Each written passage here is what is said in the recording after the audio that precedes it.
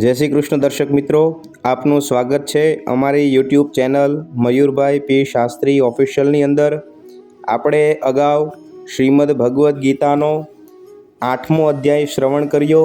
હવે શ્રીમદ ભગવદ્ ગીતાનો 9મો અધ્યાય પણ શ્રવણ કરીએ। ઓમ શ્રી પરમાત્મને નમઃ। શ્રીમદ ભગવદ્ ગીતા 9મ અધ્યાય राजविद्या राजगुह्य योग। श्री भगवान उवाच।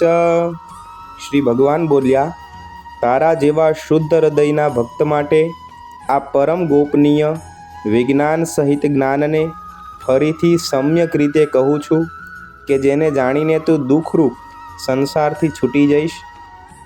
आ विज्ञान सहित ज्ञान सगળી विद्याओनो राजा, सगळा गोपनीयोनो राजा, अति पवित्र, ઘણું ઉત્તમ, પ્રત્યક્ષ ફળ અનુભવી શકાય એવું ધર્મયુક્ત સાધન કરવામાં સાવ સહેલું અને અવિનાશી છે। હે પરમ તપ, ઉપર જણાવેલા ધર્મમાં શ્રદ્ધા વિનાના માણસો મને ન પામતા મૃત્યુરૂપી સંસાર ચક્રમાં ભટકતા રહે છે। મુજ નિરાકાર પરમાત્માથી આ આખું જગત જળની બરફની ફેટે પરિપૂર્ણ છે અને સગળા ભૂતો મારા સંકલ્પને આધારે સ્થિત છે, પણ વાસ્તવમાં હું એમનામાં સ્થિત નથી અને વળી એ સમસ્ત ભૂતો મારામાં સ્થિત નથી। મારી ઈશ્વરીય યોગ શક્તિને જો ભૂતોનું ધારણ પોષણ કરનાર અને ભૂતોને ઉત્પન્ન કરનાર, છતાંય મારો આત્મા વાસ્તવમાં ભૂતોમાં સ્થિત નથી। જેમ આકાશથી ઉદ્ભવેલો સર્વ બાજુએ વિચરનાર અતિ વિસ્તૃત વાયુ સદા આકાશમાં જ સ્થિત છે, એ જ રીતે મારા સંકલ્પ દ્વારા ઉત્પન્ન હોવાને લીધે સગળા ભૂતો મારામાં સ્થિત છે એમ સમજ। હે કૌંતેય, કલ્પોના અંતે બધા ભૂતો મારી મૂળ પ્રકૃતિને પામે છે, એટલે કે પ્રકૃતિમાં લય પામે છે, અને કલ્પોના આરંભે એમને ફરીથી હું જ સર્જું છું। પોતાની પ્રકૃતિને સ્વીકારીને સ્વભાવના બળને લીધે વશ થયેલા આ આખાય ભૂત સમુદાયને વારંવાર એમના કર્મો અનુસાર સર્જું છું। હે ધનંજય, એ કર્મોમાં આસક્તિ વિનાના અને ઉદાસીનની જેમ સ્થિત મુજ પરમાત્માને એ કર્મો નથી બાંધતા।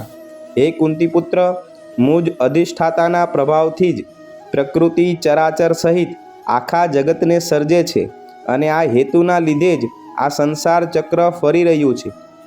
મારા પરમ ભાવને નહીં જાણનારા મૂઢ માણસો મનુષ્યનું શરીર ધારણ કરનાર મુજ સગળા ભૂતોના મહાન ઈશ્વરને અવગણે છે, એટલે કે પોતાની યોગ માયાથી સંસારના ઉદ્ધારને અર્થે મનુષ્ય સ્વરૂપે વિચરતા મુજ પરમેશ્વરને સામાન્ય માણસ ગણે છે। એ વ્યર્થ આશા રાખનારા, વ્યર્થ કર્મ કરનારા તેમજ જ્ઞાનનો દુરુપયોગ કરનારા વિક્ષિપ્ત ચિત્તના અજ્ઞાની જનો રાક્ષસી, આસુરી અને મોહિની પ્રકૃતિને ધારણ કરી રાખે છે। પણ હે પાર્થ, દેવી પ્રકૃતિને આશ્રિત મહાત્માઓ મને સર્વભૂતોનું સનાતન કારણ અને નાશ રહિત અક્ષર સ્વરૂપ સમજીને અનન્ય મનથી યુક્ત થઈને નિરંતર ભજે છે। એ દૃઢ નિશ્ચયી ભક્તો નિરંતર મારા નામ અને ગુણોનું કીર્તન કરતા, મારી પ્રાપ્તિ અર્થે પ્રયત્ન કરતા અને મને વારંવાર પ્રણામ કરતા સદા મારા ધ્યાનમાં જોડાઈને અનન્ય પ્રેમથી મને ઉપાસે છે। બીજા જે જ્ઞાની યોગીઓ છે એ મુજ નિર્ગુણ નિરાકાર બ્રહ્મનું જ્ઞાન યજ્ઞ દ્વારા અભિન્ન ભાવે પૂજન કરતાં કરતાં મારી ઉપાસના કરે છે, અને બીજા ભક્તો આખા બ્રહ્માંડમાં જેટલા પણ ચરાચર પ્રાણીઓ છે એમને મારું જ સ્વરૂપ માનીને મુજ વિરાટ સ્વરૂપ પરમેશ્વરની પૃથક ભાવે ઉપાસના કરે છે। ક્રતુ એટલે કે શ્રૌત કર્મ હું છું, યજ્ઞ એટલે કે પંચમહાયજ્ઞ વગેરે સ્માત કર્મ હું છું, સ્વધા એટલે કે પિતૃઓને તર્પણ રૂપે અપાતું અન્ન હું છું, ઔષધ હું છું, મંત્ર હું છું, ઘૃત હું છું, અગ્નિ હું છું, અને હવન રૂપી ક્રિયા પણ હું જ છું। આ સકળ જગતનો ધાતા એટલે કે ધારણ કરનાર, કર્મોના ફળને આપનાર, પિતા, માતા, દાદા જે જાણવા યોગ્ય છે એ તત્વ પવિત્ર ઓમકાર તેમજ ઋગ્વેદ, સામવેદ અને યજુર્વેદ પણ હું જ છું। પરમ પદ સ્વરૂપ પરમ ગતિ ભરણ પોષણ કરનાર, સૌનો સ્વામી, શુભ અશુભને જોનાર, સહુનું રહેઠાણ શરણ લેવા યોગ્ય, પ્રત્યુપકાર ઈચ્છ્યા વિના હિત કરનાર, સૌની ઉત્પત્તિ પ્રલયનો હેતુ, સ્થિતિનો આધાર, નિધાન તેમજ અવિનાશી કારણ પણ હું જ છું. હું જ સૂર્ય રૂપે તપું છું, વર્ષાને સમુદ્ર વગેરે સ્થાનોમાંથી ખેંચું છું અને એને વરસાવું છું. હે અર્જુન, હું જ અમૃત અને મૃત્યુ છું તથા સત અસત પણ હું જ છું. ત્રણેય વેદોમાં વિધાન કરાયેલા સકામ કર્મોને કરનાર, સોમરસ પીનાર, પાપ વિનાના માણસો મને યજ્ઞો દ્વારા પૂજીને સ્વર્ગની પ્રાપ્તિ ઈચ્છે છે. એ માણસો પોતાના પુણ્યોના ફળ સ્વરૂપે સ્વર્ગલોકને પામીને સ્વર્ગમાં દિવ્ય એવા દેવતાઓના ભોગોને ભોગવે છે. તેઓએ વિશાળ સ્વર્ગલોકને ભોગવીને પુણ્ય ક્ષીણ થતાં મૃત્યુલોકમાં પાછા આવે છે. આ રીતે ત્રણેય વેદોમાં કહેલા સ્વર્ગની પ્રાપ્તિના સાધનભૂત સકાર કર્મોનો આશ્રય લેનારા તેમજ ભોગોને ઈચ્છતા માણસો વારંવાર ગમન આગમનને પામે છે. એટલે કે પુણ્યના પ્રભાવે સ્વર્ગમાં જાય છે અને પુણ્ય ક્ષીણ થતાં મૃત્યુલોકમાં આવે છે. જે અનન્ય પ્રેમી ભક્તજનો મુજ પરમેશ્વરને નિરંતર ચિંતન કરતા નિષ્કામ ભાવે ભજે છે, એ નિત્ય નિરંતર મારું ચિંતન કરનારા ભક્તોના યોગક્ષેમનું હું પોતે વહન કરું છું. હે કુંતી પુત્ર, જોકે શ્રદ્ધાથી યુક્ત જે સકામ ભક્તો અન્ય દેવતાઓને પૂજે છે તેઓ પણ મને જ પૂજે છે, પરંતુ એમનું તે પૂજન અવિધિપૂર્વકનું એટલે કે અજ્ઞાનપૂર્વકનું છે. સમસ્ત યજ્ઞોના ભોગતા અને સ્વામી પણ હું જ છું. આમ હોવા છતાં પણ એ સકામ ભક્તો મુજ પરમેશ્વરને તત્વથી નથી જાણતા, માટે જ પતન પામે છે એટલે કે પુનર્જન્મને પામે છે. દેવતાઓને પૂજનારા દેવતાઓને પામે છે, પિતૃઓને પૂજનારા પિતૃઓને પામે છે, ભૂતોને પૂજનારા ભૂતોને પામે છે અને મારું પૂજન કરનારા ભક્તો મને જ પામે છે. માટે જ મારા ભક્તોનો પુનર્જન્મ નથી થતો. જે કોઈ ભક્ત મને પ્રેમથી પત્ર, પુષ્પ, ફળ, જળ વગેરે અર્પે છે એ શુદ્ધ બુદ્ધિના નિષ્કામ પ્રેમી ભક્તનું પ્રેમપૂર્વક અર્પેલું એ પત્ર પુષ્પ આદિ હું સગુણ રૂપે પ્રગટ થઈને ઘણા પ્રેમથી આરોગું છું.